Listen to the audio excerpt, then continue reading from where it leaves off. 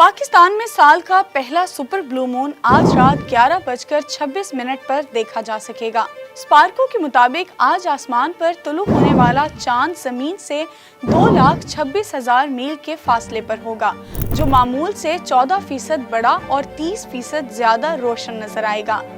ये super blue moon इसलिए भी खास है कि इसके बाद ऐसा नज़ारा 2037 तक नहीं देखा जाएगा। अब सवाल ये है कि ब्लू मून क्या है और ये इस्तिलाह कब और क्यों इस्तेमाल की गई।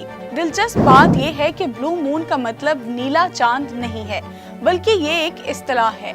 19वीं सदी में एक आतिश फिशां फटने से आसमान की रंगत में अजीब तब्दीली आई, जिसके बाइस चांद का रंग नीलगू हो गया और इसी वजह से इसे ब्लू मून कहा गया।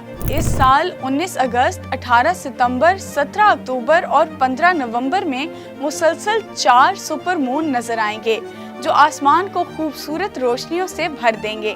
इसलिए अगर आप आसमान में दिलचस्पी रखते हैं तो आज रात सुपर ब्लू मून को देखना मत भूलें।